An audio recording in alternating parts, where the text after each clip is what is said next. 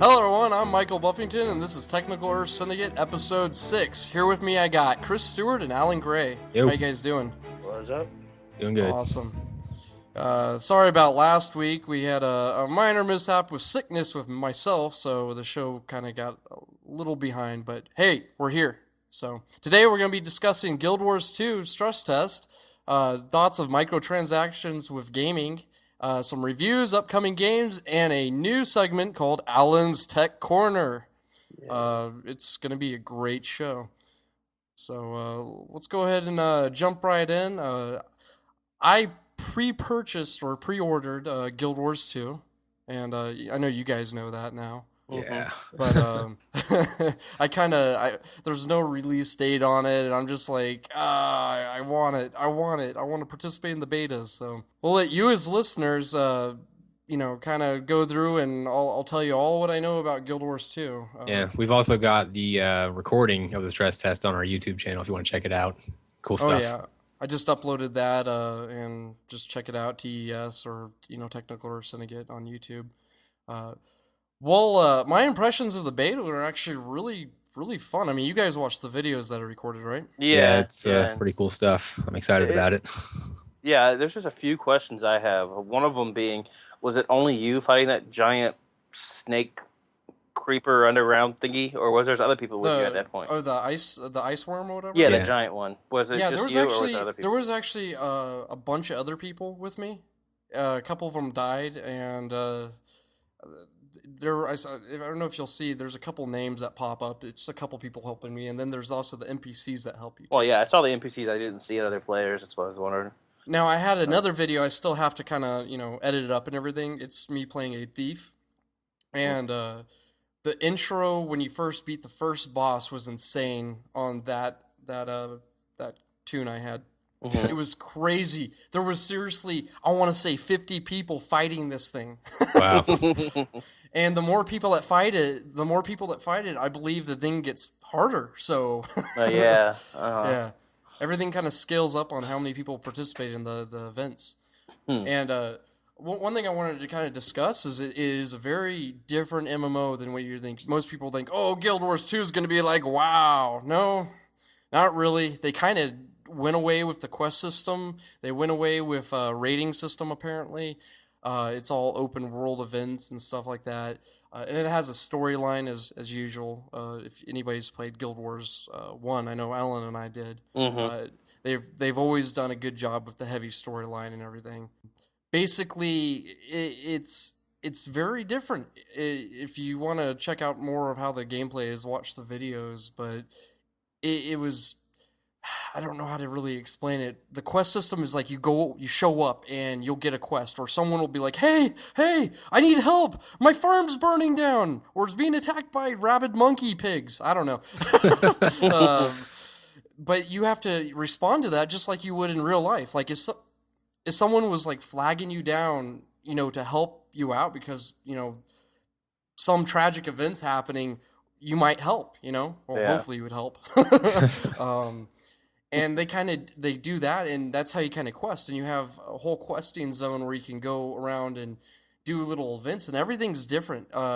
As the world progresses, different events will happen all through the world, different scenarios, different bosses, stuff like that.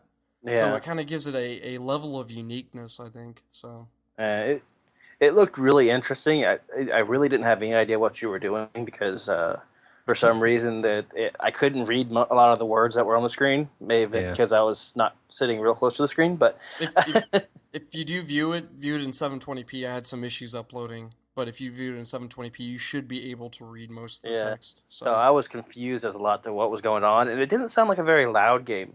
Most of what I heard was your character grunting as he did things. Like every time he did something, he grunted. I mean, I swear he grunts more than anything. It was kind of odd. There was a lot of cool music. There was a lot of cool creature sounds, and all of a sudden people shouting randomly. The run-through I did on that one was kind of straightforward and didn't have a lot of the community playing. I guess they were having server issues because it was a stress test. So right. And it was lagging every once in a while for me, and I was like, what is going on? But it was the server basically having issues. And So from what I saw in the video, it didn't seem like it was lagging too badly. Like I no, would see a couple little spikes every once in a while, but it seemed pretty smooth. Mm-hmm. it is a very graphically powered game. It Yes. is. It's I beautiful. saw that. Compared to Guild Wars 1, it's a big step. Yeah. Yeah. So. Yeah, and gameplay wise, there's definitely a few things you don't normally see in MMOs. Like it seemed like you could kind of dodge an enemy's attack, sort of like Yeah, yeah. If you double, like, you're on WASD, you know, Mm-hmm. when you double tap A or S or D, you dart left or right or backwards, and it kind of gives it this dynamic like feel where you're in control of your character. You can avoid that move. yeah, Or basically if their weapon isn't directly connecting with your character model, it's gonna miss unless they're shooting yeah, at you with something. See, I don't know if I and like that because I tend to play MMOs and games like this that use 1, 2, 3, 4 as a spell buttons. I tend to actually keep that as my home keys. My four Right. fingers on those buttons, so I don't get to hit WSAD. So I don't know. That might be interesting. Well, it keeps you a little more active and more participating rather than just pushing your one, Yeah, two, three, four, and right. you're not that's just true. standing in one spot. You know.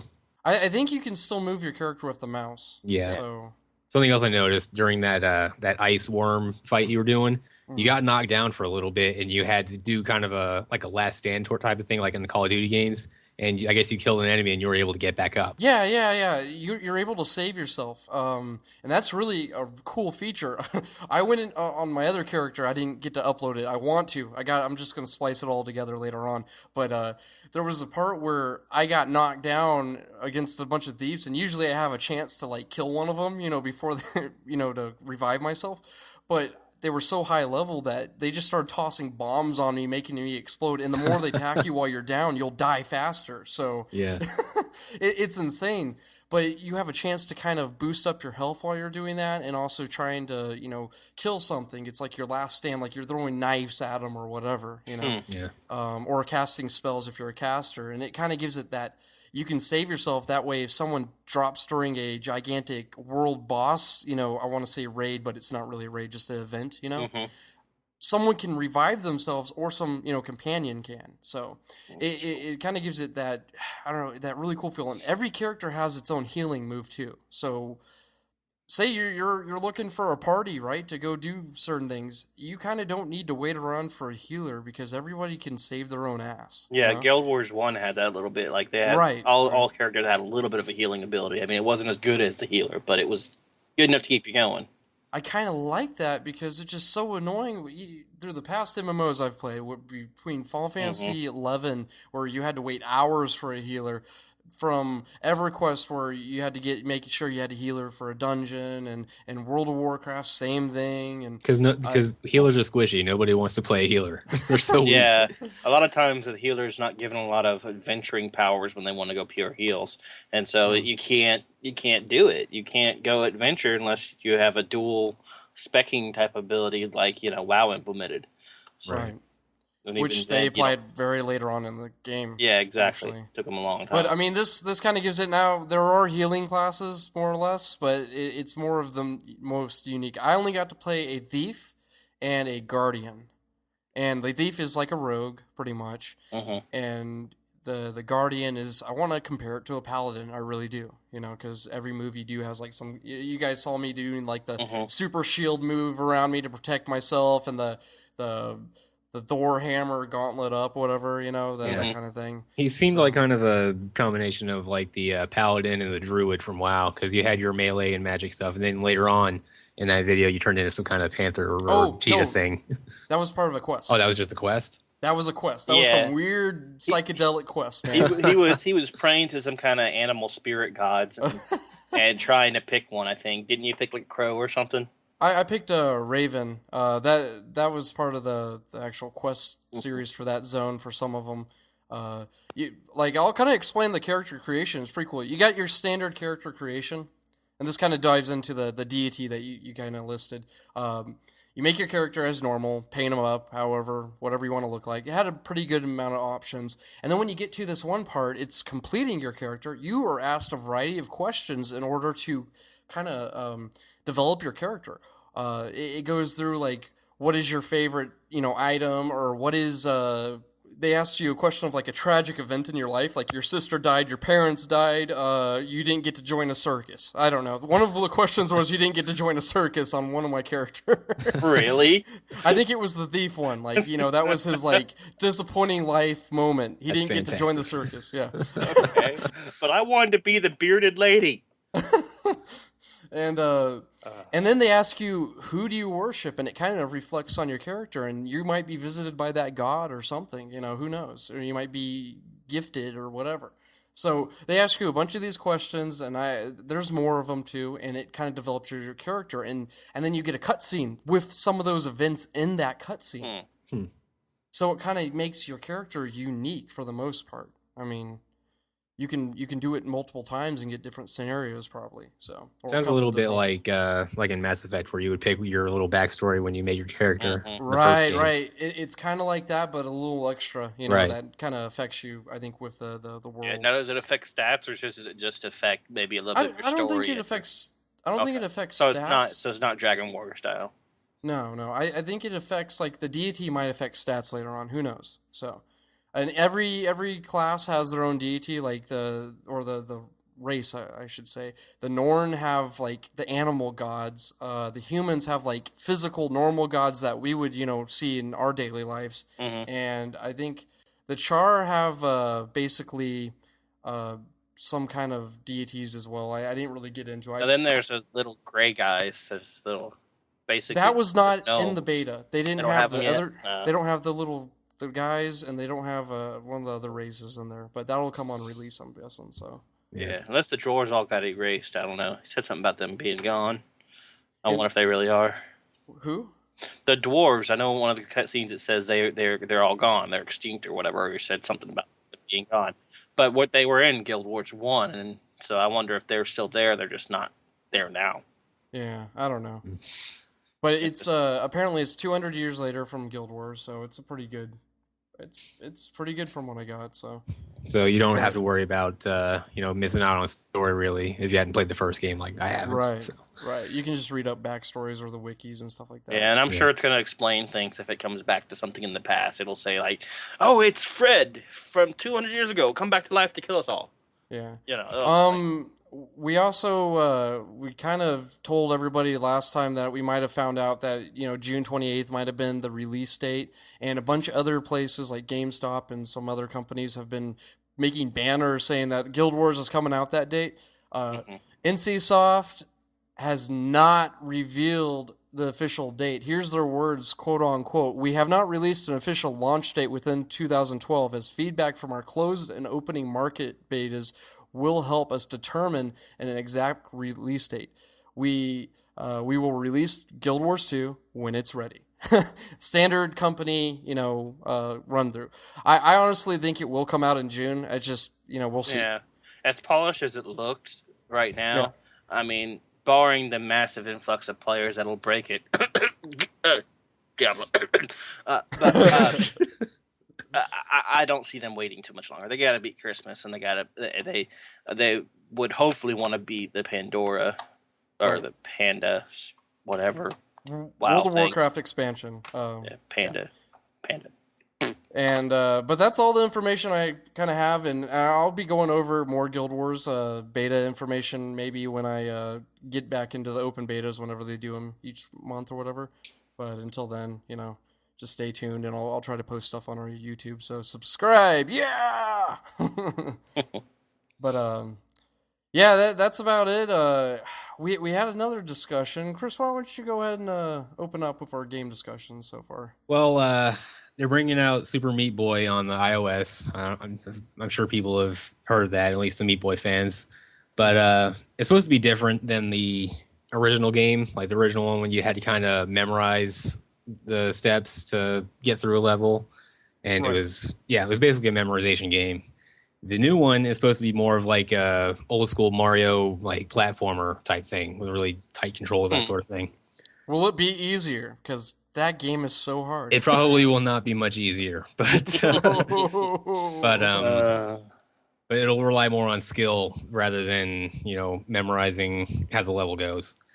But the creators, or at least one of them, Edmund McMillan, like one half of the team, is he was going on about like he's got a lot of concerns with the free to play model that a lot of uh, the mobile gaming is going with nowadays. And it's a lot of like what he's got a problem with, and I wholeheartedly agree, is like the Farmville type games where you have a limited amount of moves and you have to wait a certain amount of time before you can do anything else, or you can spend real money and get some more moves or beef up your characters, that sort of thing.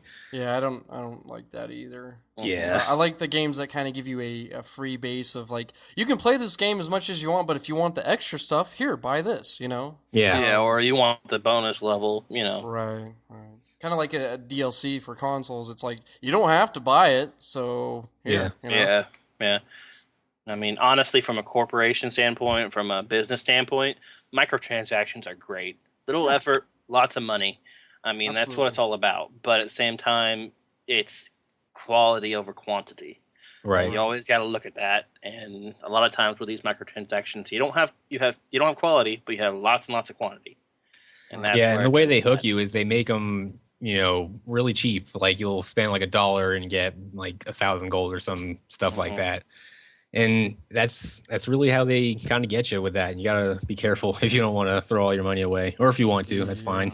I've never spent any money on any of those microtransactions for like ISO or my iPad and everything. Yeah, there's certain games that I don't really mind doing it for. Like a couple weeks ago, we talked about the what was it, the Saturday morning RPG? You had to buy the extra episodes to continue the story. That kind of thing is fine with me. That makes sense. I mean, I understand. That was a release of a free game, though, that they wanted you to actually buy it. So that's kind of how they were doing it. So yeah, and there's other examples too, like the Infinity Blade games. You can get by completely, without spending extra money on that game, other than what you already paid to get the game, of course. But you can buy like gold. Yeah, you can buy gold. Weird weapons. Yeah, that sort of thing. That I've got no problem with whatsoever. But these other games, where you basically have to play or you have to pay to really advance at all, or it's just impossible. That really rubs me the wrong way. There are some stories. I want to say it's Japan that had this problem. Some guy, he was called one of the younger or second youngest billionaire ever or something. He had created this card game system, and you bought these cards, and people were paying $1,000 for these cards, and if you get a certain set of cards, you get a prize. I don't know what these prizes were, but pretty much you collect the cards, you get the set, you turn them in, you get a prize. People were spending thousands of dollars on this, and the government stepped in and said, look, this is illegal, it's gambling. Yeah. And he lost like $47 million or some junk in one night. Well, either you love it or hate it with the microtransactions. They're there, so but hopefully some of these game developers that are creating like Super Meat Boy are going to go in the right direction, kind of like what we want, instead of the Farmville direction where they want to charge you arm and leg for anything you want to do in the game. Now you can still play it, just it just kind of, well, if you want to spend an hour waiting, then you can. So people are buying stuff, and there's plenty of stories out there where children have used their mom and dad's credit cards to buy Farmville items. I think I'd be beating a child. I'd be going to jail.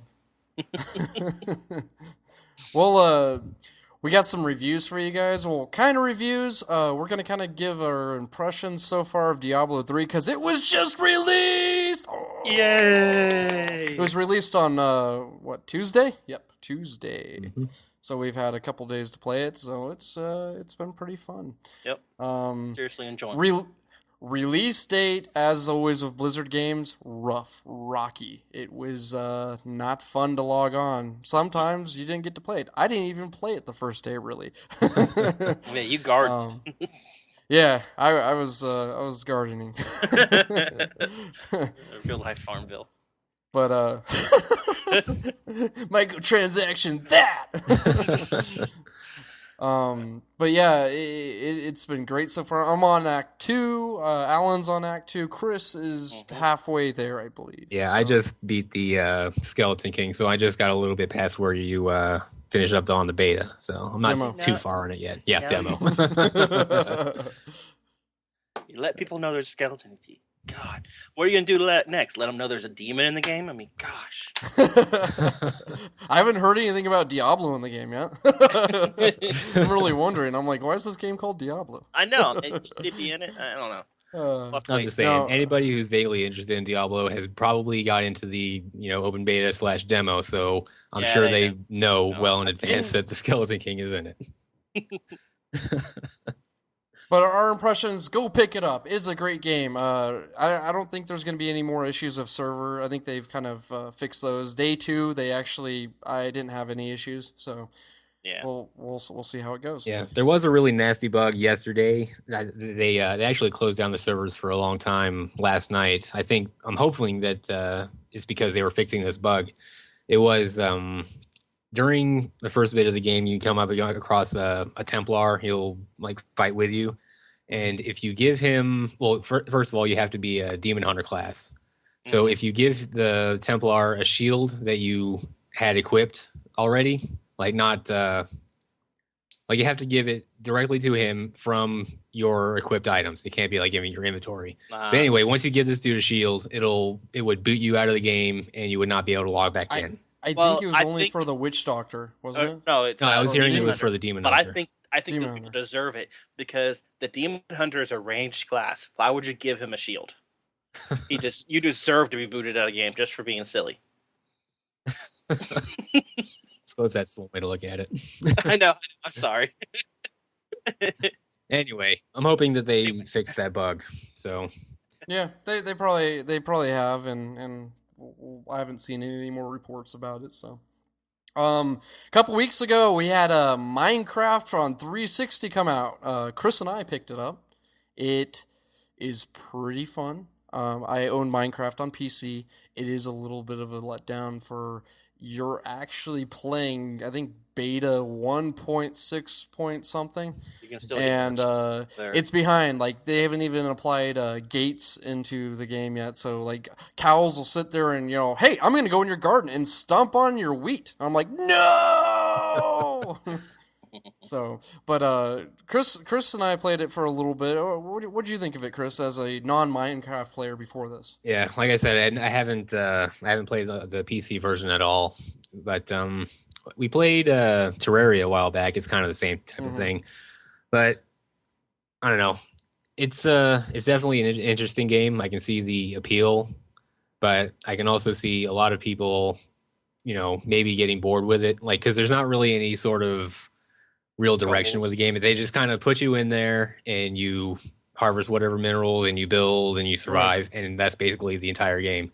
Well, they need to actually add the adventure pack to it, like they did on the PC version. Right, the PC version has like quests and things you can do now, right? Well, not quests, just dungeons and end game. There's an actual end game. This one doesn't have an end game right now. You can make a portal to the Infernal, whatever the hell world, the Nether. There we go. Sorry, the Nether, and you can kind of explore that and mine and fight gas. They don't even have the Enderman in yet, which is kind of disappointing. But honestly, if you've never played Minecraft and you want like an intro into the game, it is a great game. It's great. And the Xbox version, they make it even easier because they kind of give you a instead of having wikis that PC users get to look up, they kind of let you know how to craft things and what materials you need to gather. Yeah, there's a tutorial you can play as well to kind of learn how the game works, what everything does.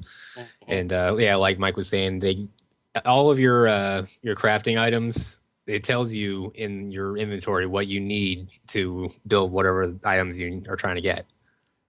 So I thought that was pretty cool. Yeah, it's a lot easier than PC. PC, I remember when first I got in the game, I was like, how do I build something? So I had to go to the wiki and look it all up. And now I'm pretty familiar with things, and I pretty much got the idea. But it was like, wow. I kind of hope they actually add in that kind of thing to the PC version and give you the option of choosing. Right. Because I know a lot of PC users will be like, no, don't give us that. We don't want that.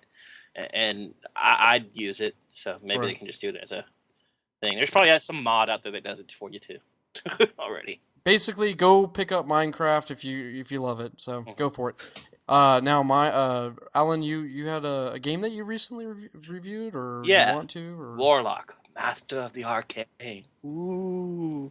Okay, it's basically I'd call it a spiritual successor to Majesty 1 and 2, made by Paradox Interactive.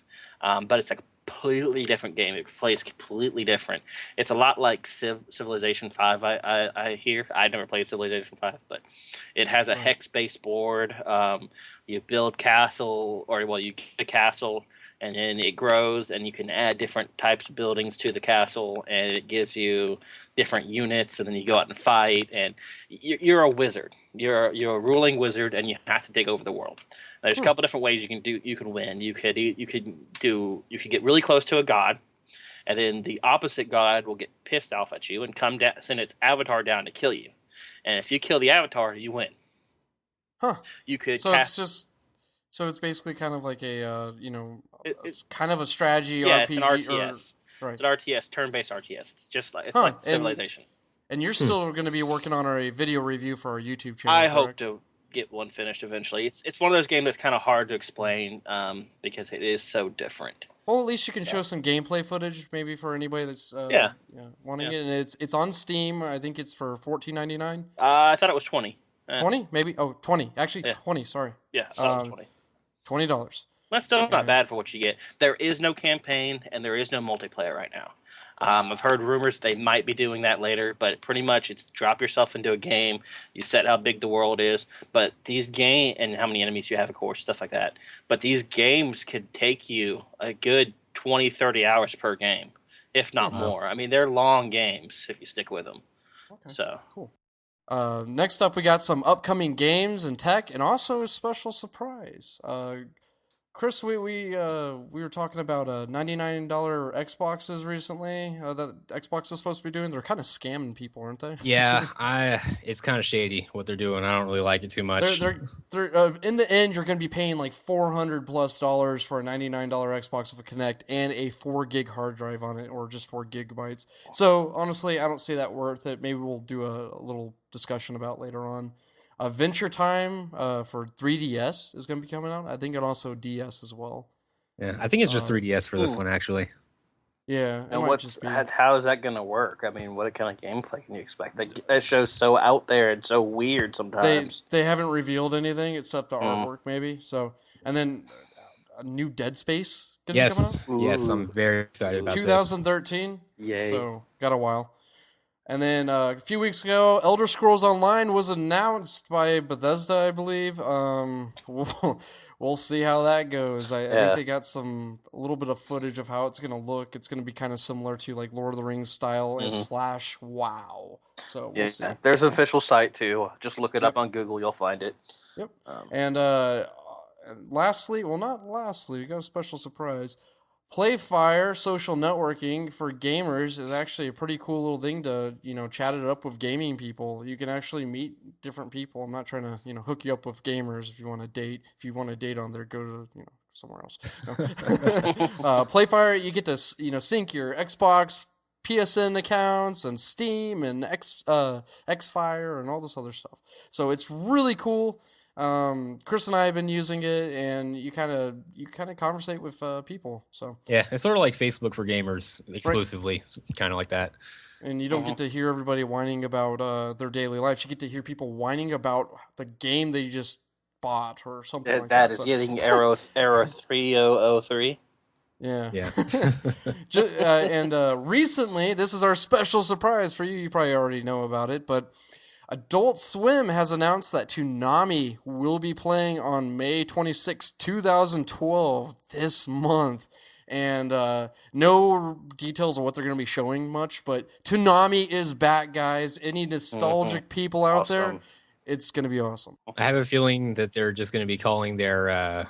that's what they're going to be calling their anime blocks on like Saturdays. Right. But, what made Toonami was Tom, the spaceship, the little episodes they had. Remember, they had like 5-minute episodes. And the little floating ball. Didn't he have a floating ball that docked to him? Right. And it ended in 2008. And they did the little Saturday program for a while in the morning, I believe, or something like that. So, kind of depressing, but it's back and it's ready to kick ass. Yep. And now announcing our new segment. It's Alan's Tech Corner.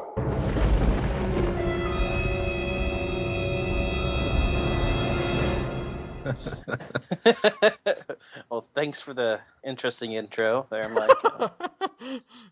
Yeah. Okay, so we got two cool little stories today, kind of medical tech, meditech, if you will, maybe cyborg tech. I don't know what you'd call it. First up, we got some bionic eyes. Yes, somebody who's blind can now see some shapes.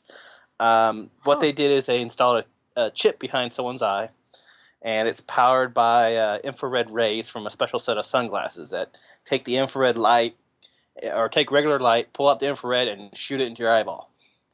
And then it powers it. Now, it also says on here that they have to install a little battery behind the ear and like connect it to your eye somehow. So that's little future. Yeah, I mean that's definitely having some circuitry in your head. I never asked for this. The iPhone, right? The real Huh? Did they do something like that in Futurama? No, Yes. Anyways.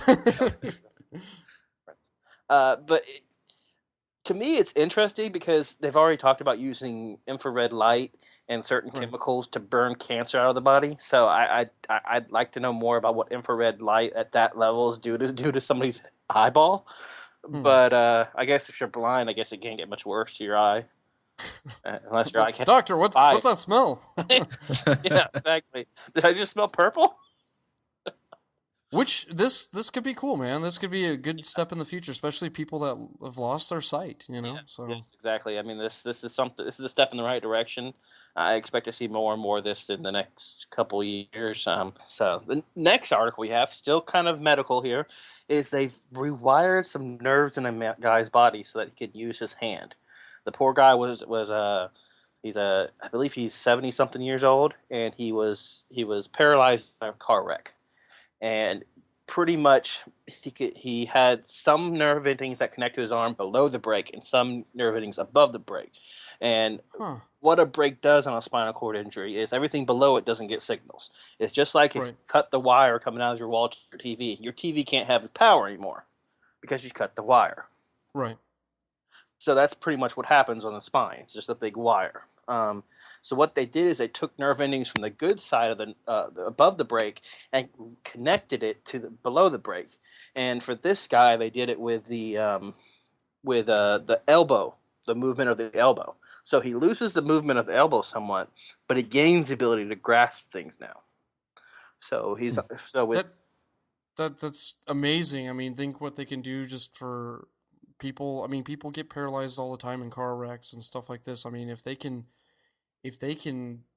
get this fully working for like the whole body, in a sense, to be fully active again after a major car wreck that happened 2 years ago or whatever, of getting paralyzed, or a paralyzed baby at birth or anything like that. You never know what this could happen. And maybe even they can just there's a lot of trouble with the spinal cord because it's so densely packed inside there. I mean, the actual spinal cord, the nerve endings in there are just really, really dense, and so a lot of doctors and stuff are really hesitant to get in there and actually mess with those. But if they can somehow figure out a way to go around that break, then they can restore full functionality to a body. And the more and more they do these type of things, the more familiar they get with this, the more studying they get with this. The better the more stuff we'll see happening with this, and the better off these people's lives will be. Huh? That's going to be amazing, and wow. This guy's actually able to feed himself now and write a little bit. It kind of toned down the writing, so I'm guessing he's not writing like a Pulitzer Prize. Right. Because it's how many years has it been for him? It does not say how many. It just says he's like 70 something years old. And they did it. Could have been for a while though. Yeah, it could have been for a while. So. But it's still pretty cool. They did say that there's a little bit of a disadvantage to this because it is a permanent solution. If they do this to you, it's permanently done. It's really hard to reverse. Right. So there is that disadvantage. But at the same time, to get him some quality of life, so he can actually feed himself and not have to have someone hold the spoon for him. That would be fantastic. That's a lot of dignity right there. Give him back to somebody. Well, that's great. That's awesome. Yeah, a lot of this stuff is really cool. Like they could definitely use this for like coming back from Afghanistan.